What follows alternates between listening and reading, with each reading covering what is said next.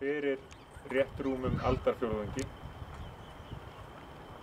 Blessuð sé minning þeirra og á þessum staði líka við hæfi að hugsa hlýtt til þeirra sem misstu ástvini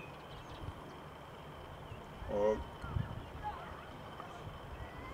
vonandi getum við haldið áfram að sýna þeim samkennd og samúð og hluttekningu.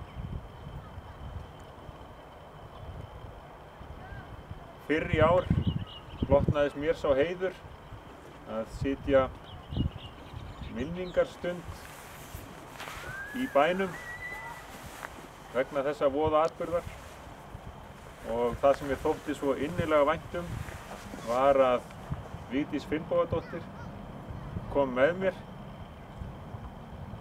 og ég fann þá hvað fólkið á þeim viðburði kunni vel að meta að hún var þar með í för því að ég man og hef síðan fengið staðfest að hún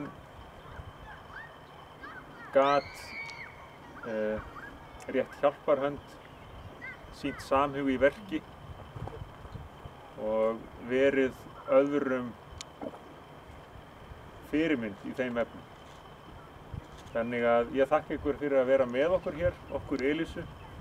Okkur þykir vænt að geta komið hingað og vottað virðingu okkar og hluttekningu. Við eigum líka að horfa björtum augum fram á veg. Við eigum að hugsa framtíðina og allt sem hún hefur upp á að bjóða og við eigum að halda í góðu minningar. Lífið verður aldrei eintómur dans á rósum. Við vitum eiginlega aldrei hvað framtíðin ber í skauti sér. Við vorum að koma af bergi. Hver hefði trúað því í byrjun þessa árs að við þurfum að glíma við skæða farsótt hér á Íslandi? En að njótum dagsins. Höldum í okkar góðu minningar, höldum í sjóð minninganna, en horfum björtum augum fram á veg. Takk ykkur fyrir.